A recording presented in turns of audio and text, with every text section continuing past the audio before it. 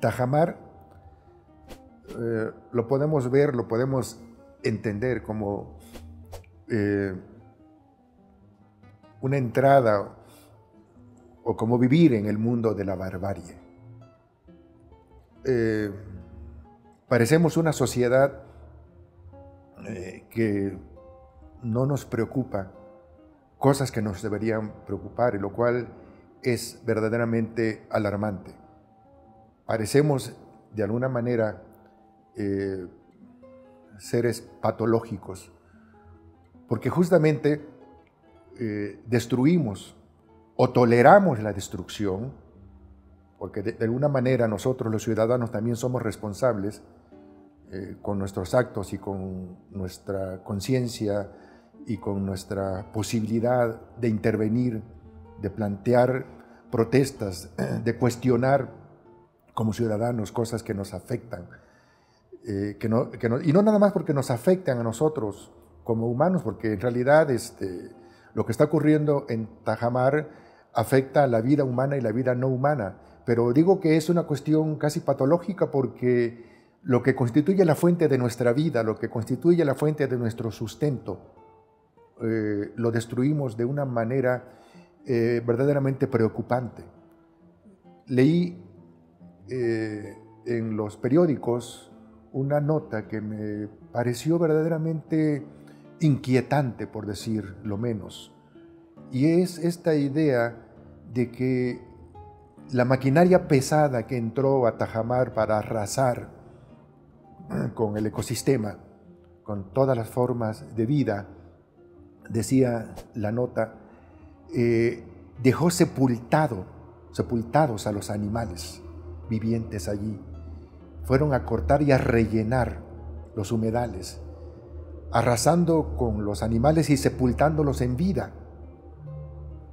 Es preocupante verdaderamente que no nos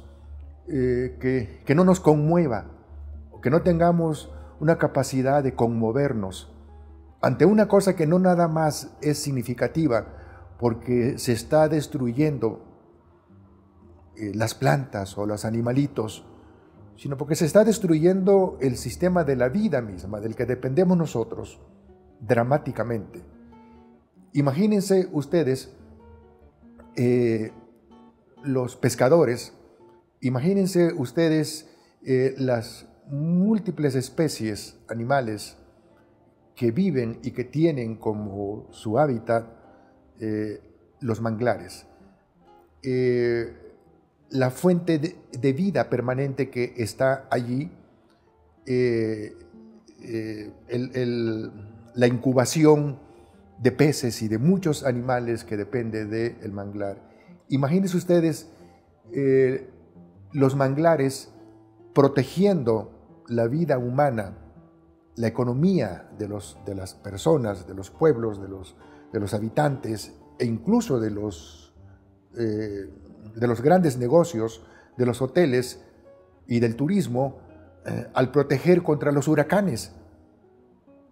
Si nosotros no somos capaces de valorar ese papel que juega la naturaleza, los ecosistemas, los manglares, para brindarnos todas esas protecciones y eso que llaman servicios ambientales, y lo destruimos o toleramos su destrucción, pues por eso digo que deberíamos pensar si no somos una especie que padece de algún tipo de patología que debería preocuparnos, porque esa es la instauración del mundo de la barbarie.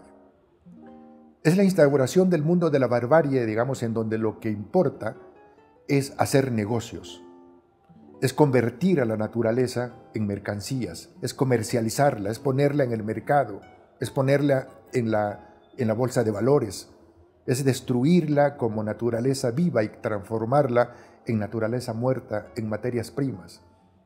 Y la autoridad, sorprendente, digamos, quisiera decir algo muy breve sobre la autoridad en general y la autoridad ambiental en particular. ¿Qué hace la autoridad?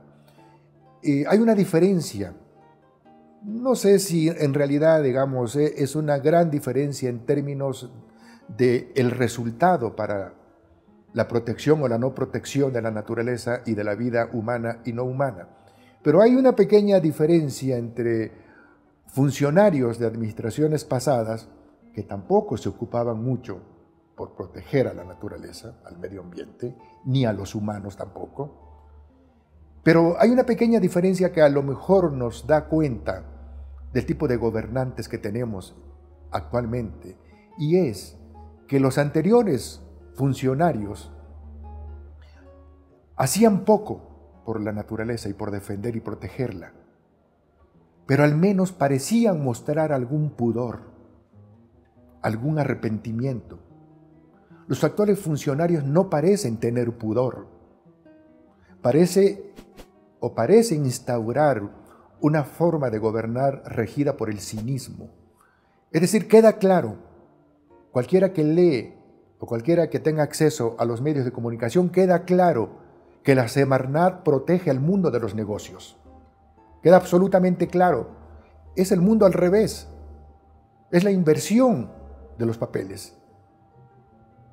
Una secretaría que debería de proteger, de cuidar, de ocuparse de la naturaleza, del medio ambiente, de los seres humanos también en su relación con el medio ambiente, y de la misma naturaleza, independientemente de los humanos, de los ecosistemas, de las especies, de los animales, de las plantas, aun cuando no sirvan a los humanos, debería de ser materia de ocupación de la Semarnat y de las autoridades ambientales, porque esa es la fuente de toda vida posible en el planeta.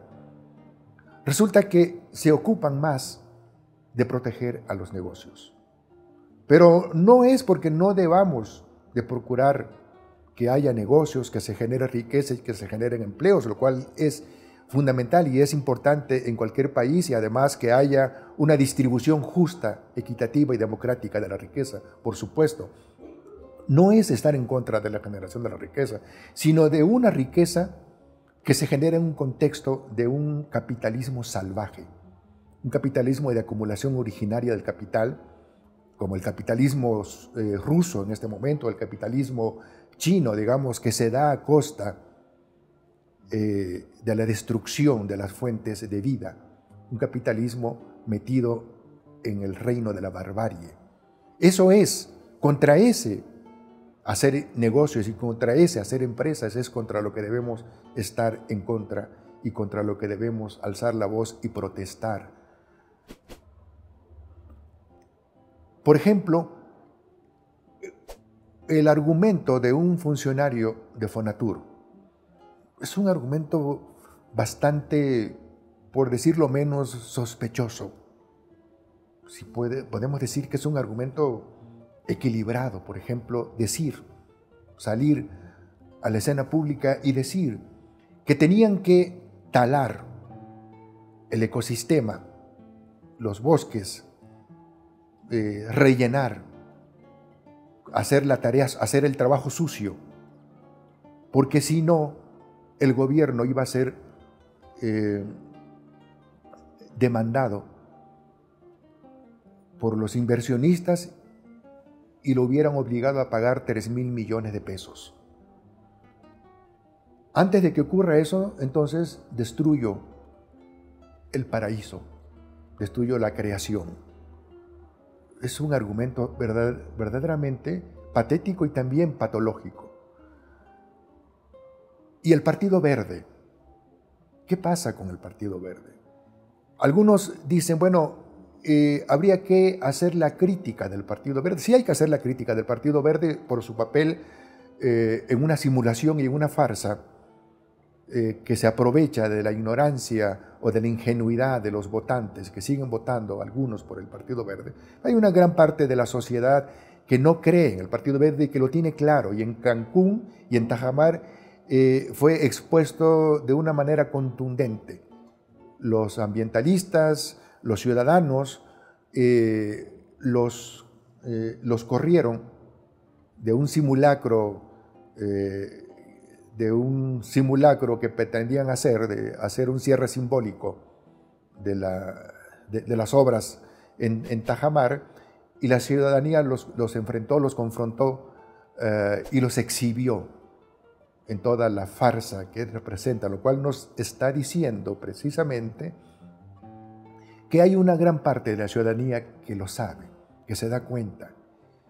Pero hacer la crítica del Partido Verde significa saber ubicar al Partido Verde lo que representa, porque el Partido Verde en sí mismo no tiene fuerza, no tiene poder, pero hay un poder detrás del Partido Verde que es el Estado mexicano, que obtiene beneficios, que recibe servicios del Partido Verde, servicios políticos, uno de los cuales es en el campo ambiental, pero ni siquiera es el más importante. Lo más importante de la servidumbre del Partido Verde y de ese comercio que realiza con el Estado es en el campo electoral, y es en la manera en que las alianzas políticas, en las alianzas en el Congreso y en el aspecto electoral sirven al Estado mexicano para mantener las mayorías, sus mayorías, para imponer sus decisiones, para sacar sus reformas, para hundir cualquier otra iniciativa que se oponga a lo que la clase económica y política en este país quieren sacar adelante. Esos son los verdaderos servicios que da el Partido Verde, y por eso el Estado lo defiende y lo protege, y por eso el INE y las instituciones electorales lo siguen manteniendo vivo a pesar de los muchos actos comprobados de fraude que comete cotidianamente. Entonces, cuestionar, criticar al Partido Verde no nada más es cuestionarlo y criticarlo en la cuestión ambiental, sino su papel en sus alianzas y en los servicios, los intercambios de servicios que presta al Estado mexicano. Finalmente, pues, pensar lo que ocurre en Tajamar es también obligación pensar en lo que ocurre en el país. Tajamar es un símbolo. Tajamar, digamos, es una muestra que ha captado los reflectores, afortunadamente, y que ha despertado la conciencia, y que está haciendo que mucha gente participe en una protesta para enfrentar estos actos de barbarie. Pero Tajamar no es únicamente Tajamar. Tajamar es todo el Caribe mexicano. Tajamar es también las selvas tropicales devastadas por la tala legal e ilegal.